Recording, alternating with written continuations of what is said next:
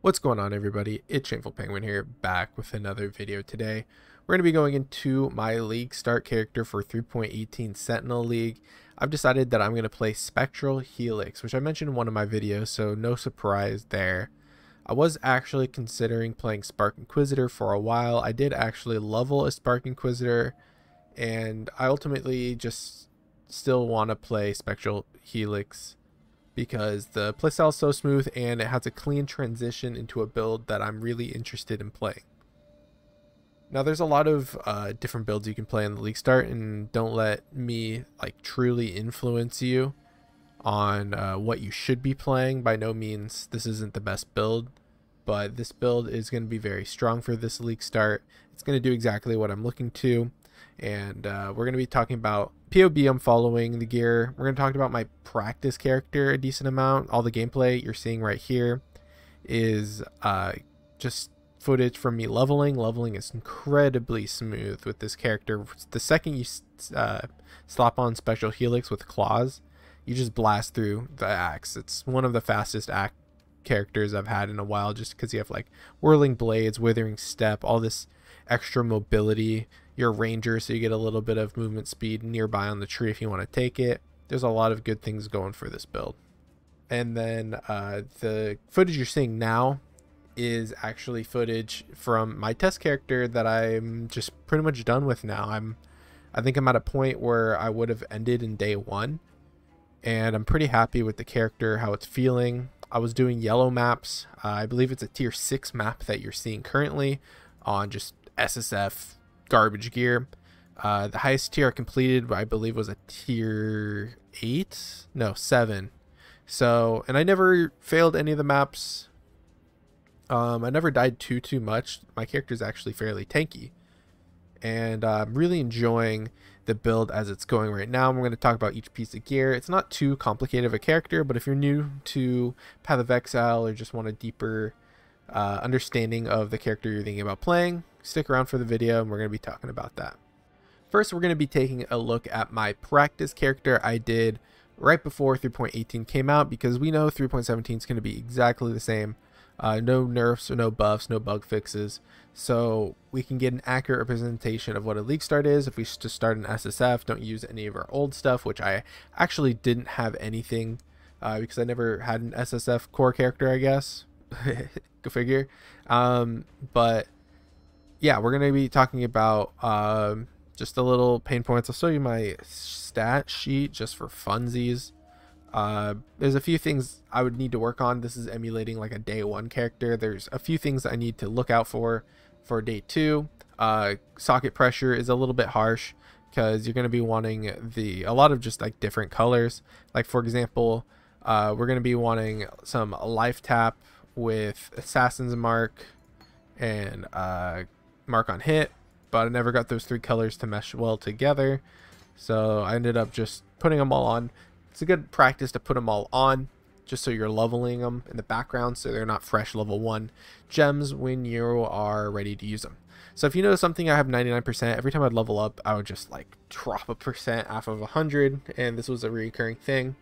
So I do have this node spec with the accuracy +3. This helped.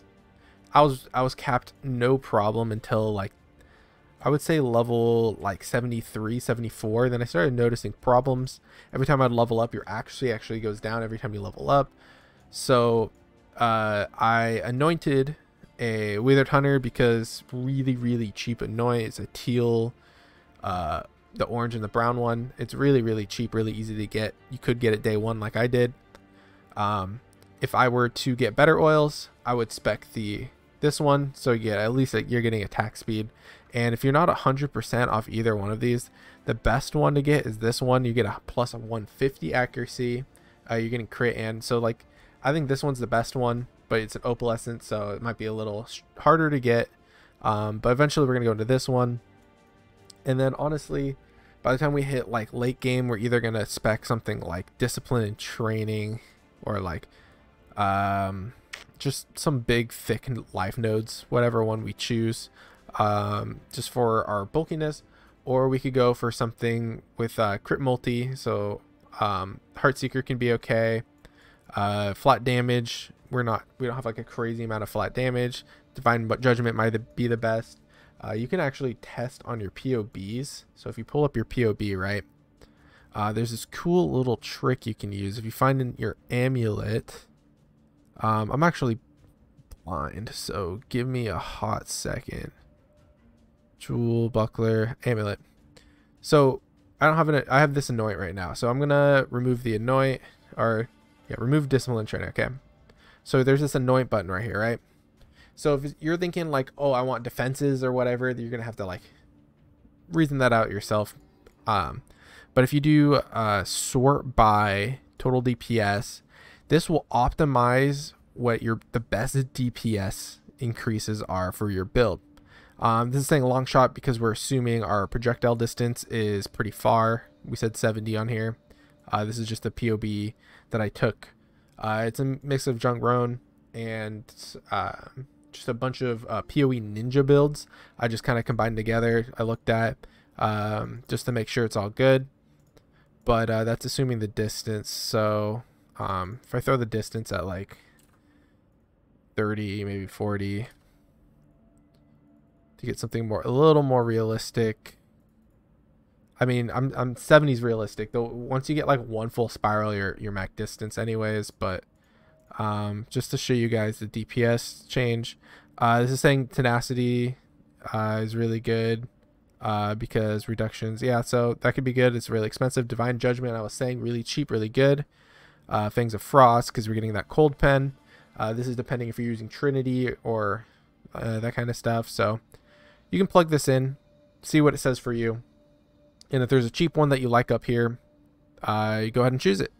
But if you, in general, you're really always going to want to be accuracy capped, so make sure you're accuracy capped if you can be. Let's talk about other things. So I have a garbage claw right now, so the DPS you were seeing is really bad. I'm hoping I can get a better claw at League Start than this. I was actually saving up all my essence, and I was waiting to get a Gemini claw to drop, and then I was just gonna throw like all these essence, all the cold damage ones, all the lightning, all the fire damage, where are they, all the lightning damage and attack speed and crit. I was gonna throw all of these at the claw, hope I get something that's like a 3 mod, so like T1 to T2 elemental damage, so like lightning damage or fire damage, attack speed, crit, yeah, those are the 3 you're looking for. So lightning damage, fire damage, cold damage, any one of those at a high tier roll, attack speed, and crit. Not crit multiplier, crit chance, because crit chance affects the claw, makes them so you have a better base crit. So those are the technically 5 mods you're looking for. I want to get like 2 to 3 of them. 3 would be ideal, and that would be a good League Start claw. Easy to craft by yourself. Super easy to craft because we can spec this node right here right off the bat. Areas containing additional essence, get just tons of essence, so you can start crafting early. Later on we can go to this one, so we get more essence, and then we can finally get this one tier higher, and then we can just craft our own stuff. Crafting your own stuff is really easy actually, with essence being so accessible. I don't know what that's doing there. So claw, garbage. You want a Gemini claw because it gives you crit. I'll actually look it up just to show you guys. This might be a longer. Hopefully I didn't. Oh, flashbang warning. Holy cow. So if you're looking at the claws, basically you want to scroll down to the bottom, and basically like the bottom 4 are usually going to be your best bases, right? That's just a general thing you can assume. So we're going to be either looking Imperial, Terror, Void Fangs, Gemini. I'm going to take this out of the equation. We don't want chaos damage, and getting one from the heist. Well, we're not going to get that. We're not heisting. Screw heist. So we're looking Imperial, Terror, or Gemini. So you look at the base damage, you're like, okay, they're actually all pretty close, so no big deal. Imperial actually has the best attack speed, which is something we want. Base crit is better on these 2 though, so I would say all 3 of them are about even right now. The thing that sets it apart is that 2% leech 46% life, or 46 flat life gained, and then you get mana and life gain. I think Gemini is the best because you're getting that mana gained on each hit, and that stacks with what we're already taking. So you could swap out the Claw Mastery.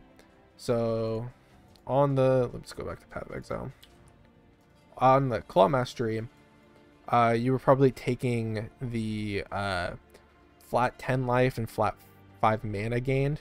Now, if you look at the Claw, it's like way bigger, like 14 and 38. That's way better. And this is life gain on hit is like an instant reaction, whereas something like Leech, which we're also using, is like over time. So if you hit an enemy, you're not getting that 1% damage immediately to fill up your life bar. You're actually like just slowly getting it to, and you can still die from that. So we have two sources. We have the life gain on hit and we have the Leech. So we have like 2 terms of protection of regenerating our life. So this is very strong. So you're going to want to make sure you take that and the flat on hit. And then we can get it from Gemini Claw, so we can spec blind. I was actually pretty okay with my mana issues thanks to the Eternal Flask. Just pretty much you click it, it queues forever, or lasts 7 seconds. Pretty much never had to worry about mana. But you see I deplete really fast. There's a couple of other ways we can mitigate our mana. One, we're actually using Inspiration. Inspiration pretty much a staple in any elemental builds nowadays. And then the next way we can mitigate it is we can get the roll on our rings. I don't think I had, no, undiscovered. So you get flat reduced mana cost on attacks. So -7 on your rings, and amulet I believe you can get -8 or 9 or something big. But regardless, getting those flat number reduced, if you get one flat 7 from 15, you're just gonna have it costs 8, and you can probably get really close to sustaining with just one of those crafts. So mana is not really too much of an issue. Just use Flask until you get one of those crafts. That's basically my rule of thumb of what I'm gonna do. Anything else that I want to change or reference for, like, I'm trying to reference all the pain points of the build so you guys can easily get over them. Oh, another pain point is getting enough int. So a lot of claws you're going to need int to use, and then since we're using determination, you're going to need a butt ton of strength. And I'm getting that from, make sure you should use an Amber Amulet. Amber Amulet will give a lot of strength. We need more strength than we do int. So prioritizing getting strength. I just recently unspec'd this int node. And if you see, if I unspec the strength node, I won't meet the required strength. So speccing these two little nodes are really good. And then if you need int, actually, this node is int.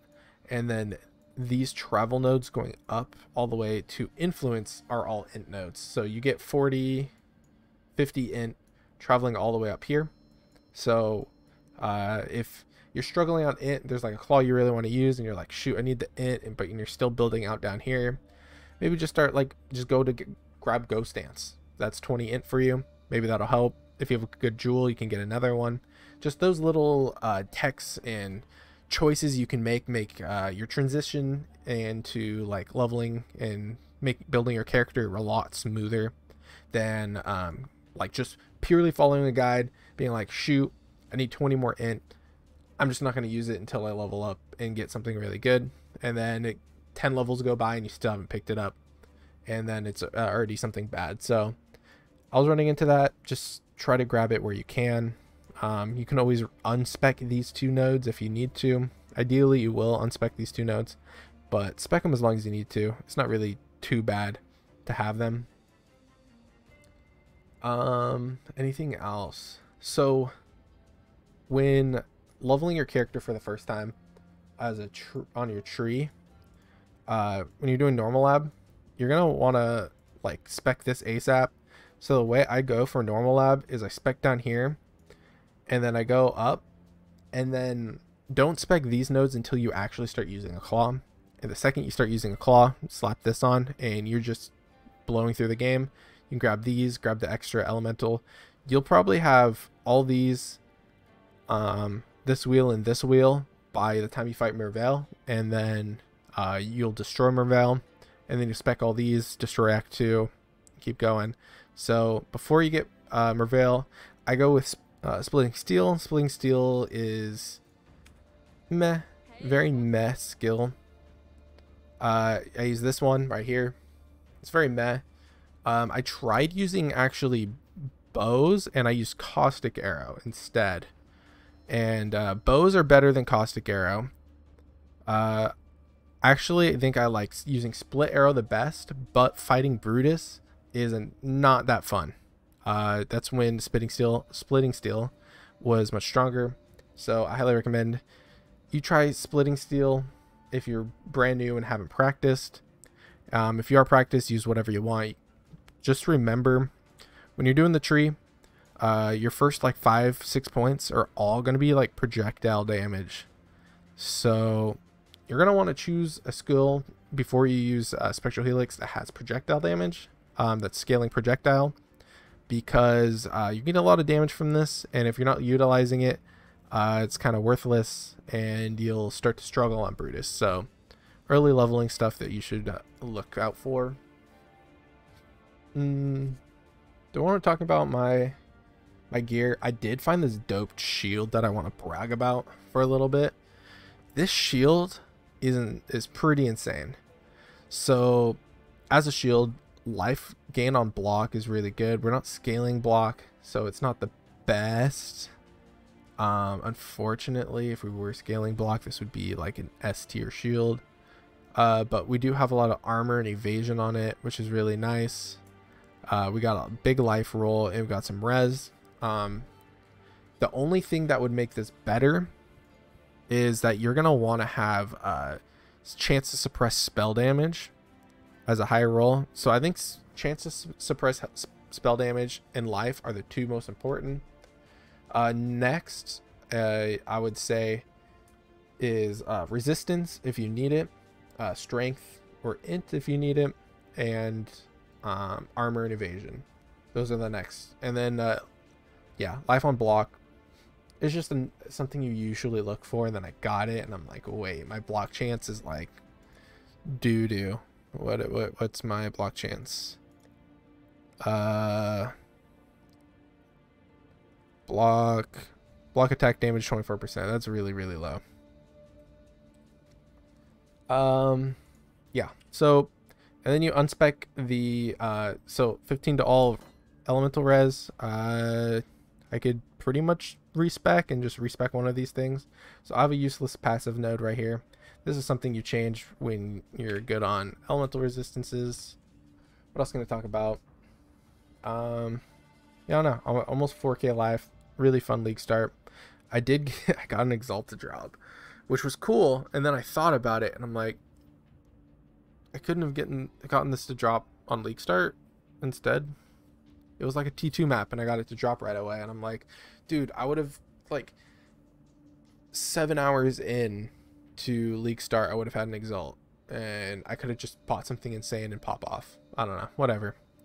I got this cluster jewel to drop, an 8 passive lightning damage one, which I know will sell for a lot because there's going to be spark builds. Spark builds use this jewel a lot, and I think there's going to be a few more lightning builds I can't think of off the top of my head. So I got pretty lucky, but then it doesn't matter because your boy is in standard. But yeah, overall, really great build. I love playing this build right now. And PoBs in the description. I'm not going to go over everything. This is just to emulate what like ideal gear would look like by day, let's say day 2, day 3. I would want to have all the like something near this level of gear.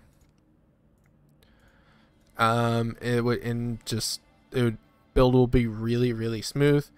Suppression cap is spell suppression cap is what I'm going to be striving for, hopefully by day 2, by day 3.